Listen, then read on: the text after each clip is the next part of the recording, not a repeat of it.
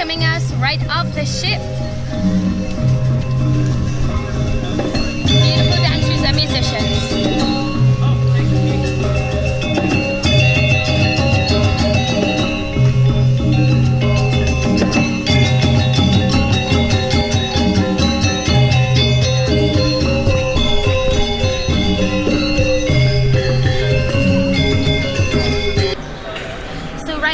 Outside, we've got beautiful dancers and musicians waiting for you. And we're in the terminal right here. This is where you get out. If you don't have much time, there's some shops here. When you go straight outside the door over here and here, there's the market. You can also get massages over here in the corner. If you want to change money, we've got a money changer right here if you haven't done that already. And then also there's a post office here where you can buy and send postcards home. So even if you're just coming out for a little while, there's some useful things in the terminal. Okay, now right outside the terminal, we've got the closest market in Bali. It's right here. They have some massages in here. There's lots and lots of souvenirs. There's handcrafted wooden statues. You've got batik shirts. You've got souvenir t-shirts, bags, watches, wallets, pretty much anything you can think of. So this is right off the ship. So if you want to do shopping right close to the ship, this is the place to come.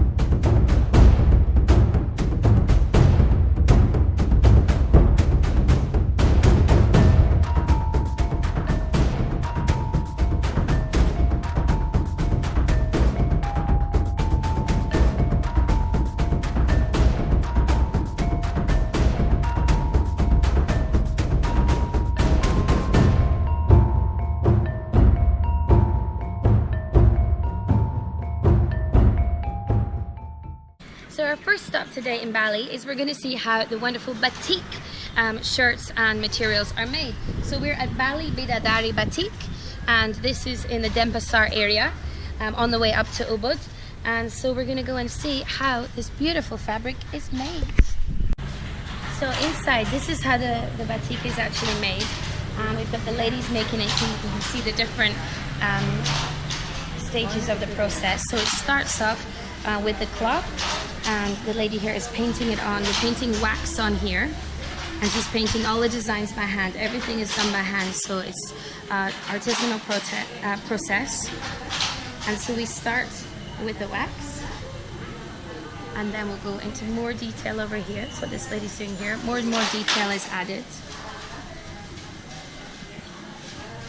And these can all be custom made for the purpose.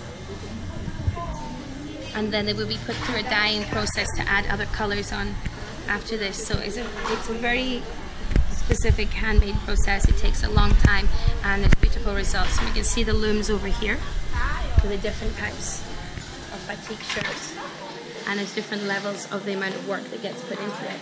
So this is how batik is made. So there's a shop here as well. You can come inside, and there's lots of different things to buy. After the ladies have finished making it, you're going to pan around and take a look at everything.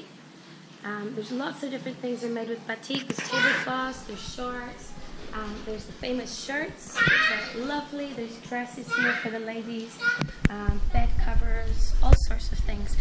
So this is a place you can come and buy some very traditional and handmade batik. Upstairs now, and this is the batik painting area.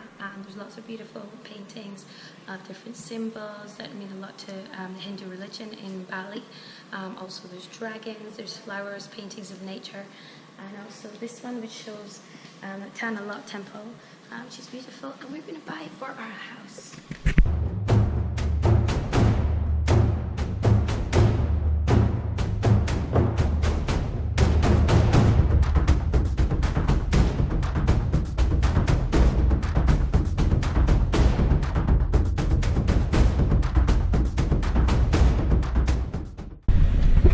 So this is Batabulan. This is a stone carving village. We went past all the stone carvings, but this is where this is the last one. And so So this village is famous for doing all the stone carvings for the temples and for also people's houses. So this is Celuk, and this village is famous for jewelry, for silver and gold. Indonesia is very famous for silver and gold in general. And this particular village has a lot of hand-carved pieces. It's very nice. It's gorgeous coming in here. And we're going to see how some of the processes are to make the silver and gold jewelry. So this is our tika. This is handmade. Start process for the jewelry. And the start process from this silver and copper. 100% silver and 7.5% copper. Because 100% silver is too soft. That's good, yeah. Mix copper a little bit hard. Silver and copper mix together. We burn in here with fire, we mix together, we put in the mold. We put in the mold, make it like this silver in the palm, yeah. It's the quality 92.5% silver, yeah. And the best quality for the sterling silver. Is that where the number 925 comes from? 925. Ah, okay. And the block, we hammer. Yeah. We are rolling. Yeah. And we keep the block. Oh, nice. Silver, yeah. Put on your neck. It's a bit bendy now. Yeah. And we cut silver plug. And the design, ring your ring, pendant, necklace, and so on. Yeah. And the soldering process. We put together, yeah. The soldering process. The process we get a bracelet.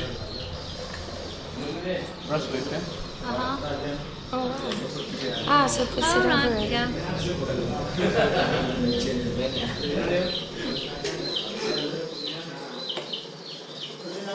And for material, not from Bali, yeah. Silver, copper, gold, stone, not from Bali. We get from Borneo Island, Kalimantan. Bali is the processing, everything by hand, yeah. Handmade. Okay, we can make 100%. So that's how they make it, and this is a finished product. So in here, we have some babies, little chicks, and they're dyed. These are all, they get dyed in Bali for ceremonies. And so they're different colors, and people will buy them different colors. It doesn't hurt them or anything, but it just dyes them. And they'll look after the babies and see, and all of them will survive. But yeah, these guys are looking good, and they're very, very cute.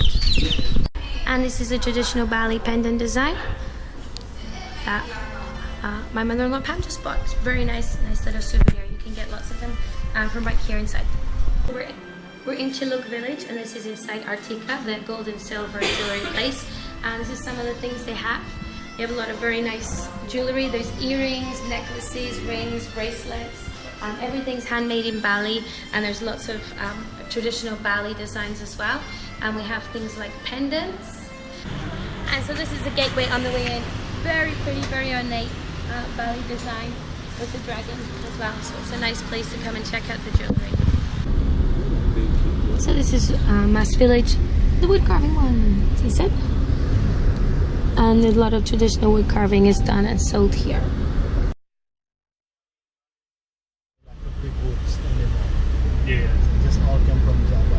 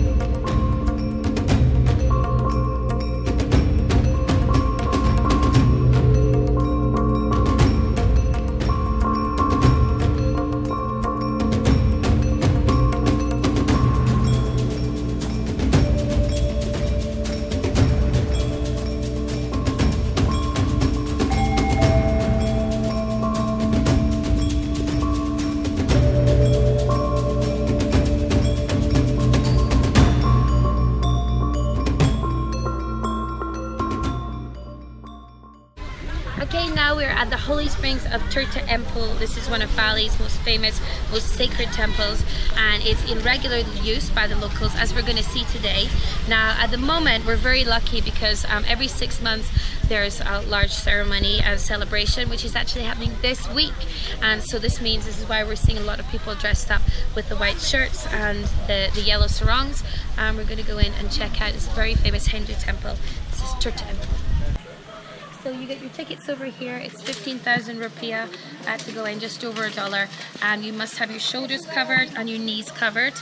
You can either come prepared, or they also have sarongs that you can use for free to come in as well.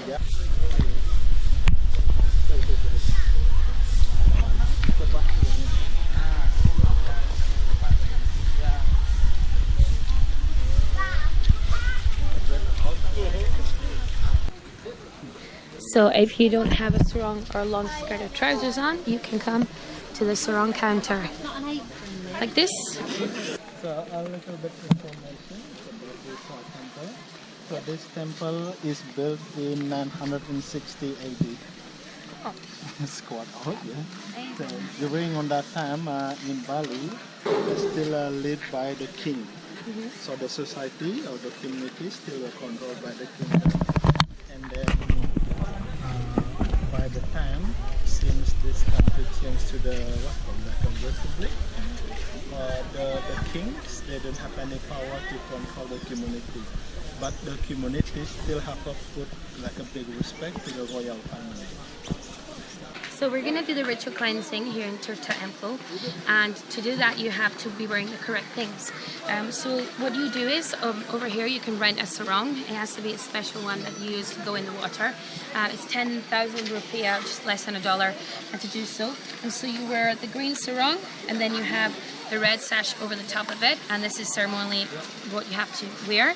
Also, so this is for women, and the easiest way is tied around here. You can have a swimsuit or something underneath like we do, but you have to cover it up. For men, you can wear it like Nick has here. So you tie it around your waist with the red sash over the top. And now it's time for us to get cleansed. Now the ritual basically cleanses your body, it cleanses your soul, it takes all the bad spirits away, all the negative thoughts, negative energies.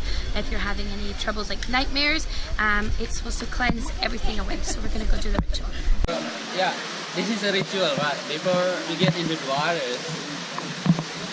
we have to try this, depend on your belief.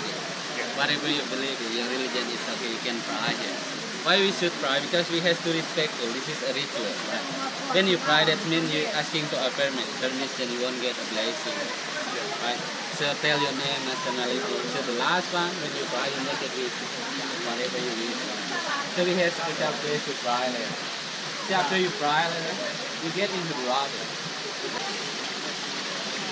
I guess you know already. Just make out what the meaning you mean to want to do. Yes. And one of my customers from Australia already did that, and he will. The sojourn never coming again. Yeah. So we've learned what to do, we're now going to be cleansed. Just follow.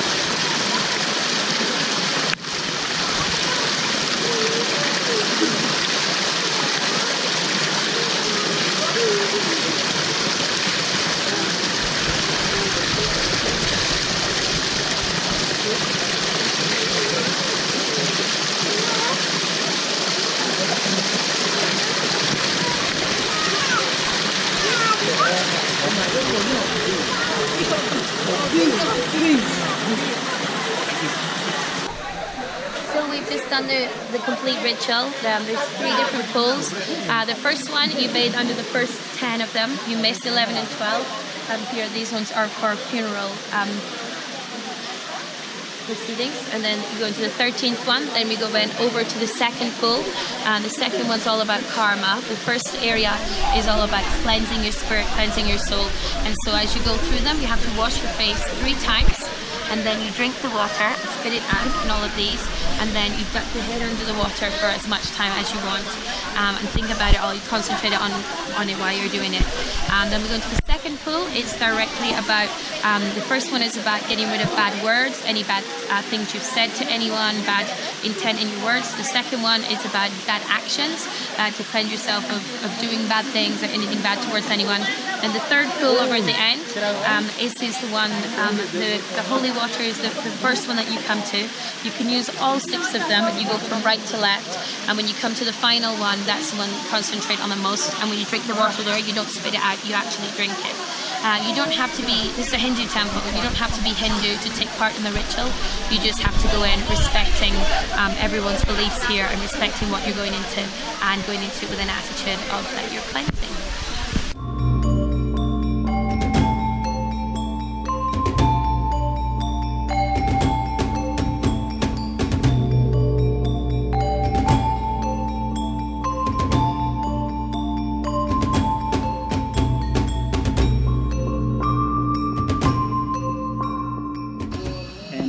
The ending that's the corner over there, and goes to the fountain, so where they do the ritual.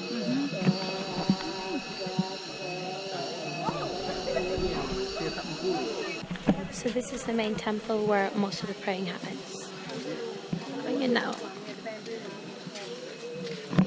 This is the main temple, the area. So maybe for the tourists until this side. Just to give some privacy for the local people who want to do the praying. So every single the ritual, they will lead by the Hindu priest. Let's see that again. With everything's going right.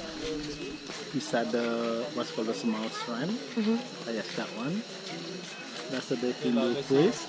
So he have a charge, and only the priest can what's called lead the ritual. So saying like a holy word, like a spell, and after that he will give some command and everybody will start to pray. And after they finish praying with what's called 5 times, and then they will the priest will sprinkle some holy water and give some rice will put in the forehead. Yeah. So maybe it's similar like when people go to the church, they give the bread. Yes, it's similar, like a blessing.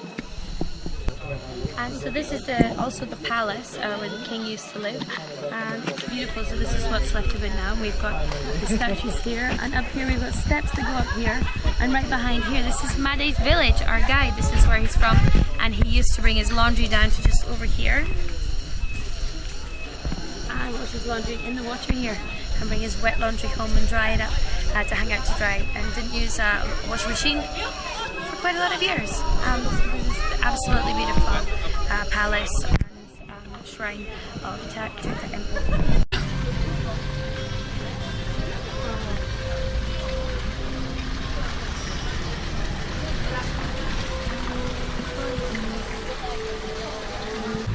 Okay, we're gonna have lunch now. We're at Wareng Bekoi. This is the name of it. This is very close to the temple. We're gonna have some traditional Indonesian food for lunch. We're gonna have soto ayam, which is basically chicken soup, shredded soup with glass noodles, cabbage, boiled egg, everything. It's very nice. We're also going to have some nasi goreng, fried rice with chicken, vegetables, shredded omelette, crackers, pickles, and chicken satay. It's delicious.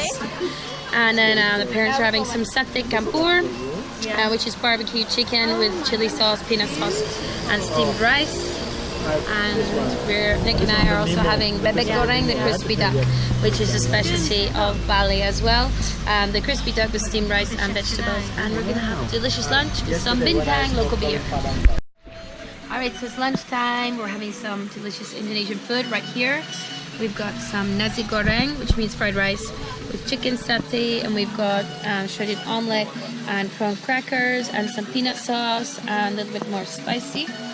Here we've got soto ayam, which literally means chicken soup. And the same thing, I'm drinking some bintang radler, which is got with lemon. Nick has a giant bintang beer. Okay, so now we've got the pièce de résistance. This is the crispy duck. Bali's famous for its duck. It's absolutely delicious here. I didn't even like duck before I ate it here. And then we've got the local sauce. It's fresh vegetables all mushed together. And we've got some beans, some salad. I'm gonna taste a bit. Oh no, need a fork. Just to be authentic. Ooh, here we go. Very crispy, very hot. Whoa. Mmm.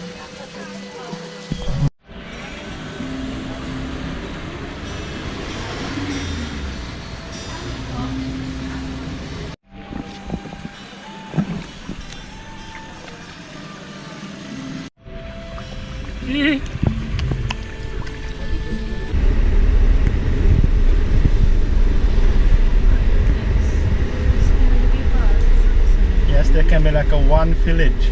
Wow. Young, old, girls, boys, they all come.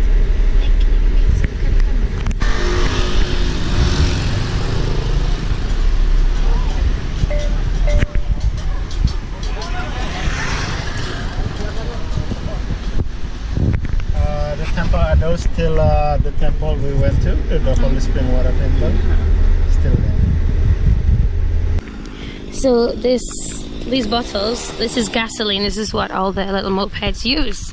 It's cheaper than at a petrol station, and that's how everybody gets ready to drive around. We've got some nice little stores here, and we're out in the rice fields near Ubud.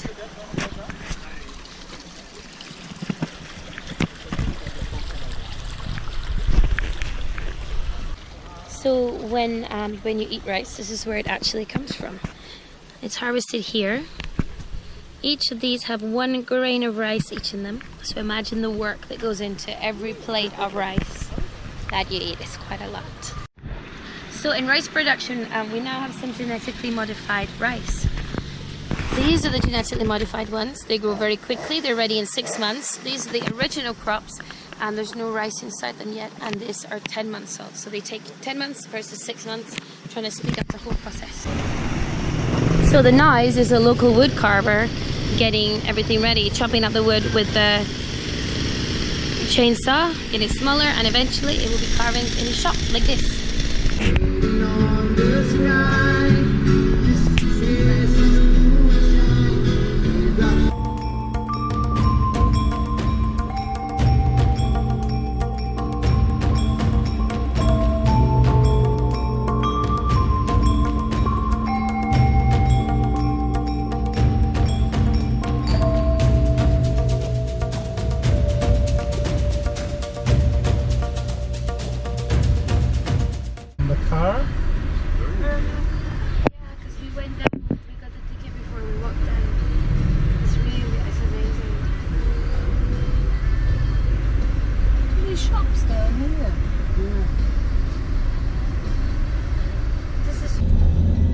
This is the center of Ubud.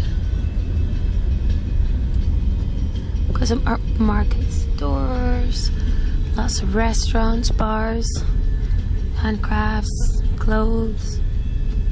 Good place to shop. Alright, so we're going into the Ubud monkey forest to meet the monkeys. This is where we're going.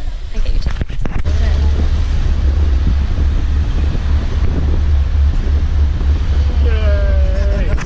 Alright, now we're at Sanur Beach. The sun's just gone down, so it's not quite the same as in the day. I don't know how much we'll see, but it's a lovely beach. Last time we came here, we had a swim, had a nice lunch in the restaurant just down here. Got a massage and pedicure on the beach. It's very peaceful, very nice. That's Sanur. So that's it. We had a wonderful day in Bali today with my day again. We went everywhere, had an awesome time. See you next time, Bali.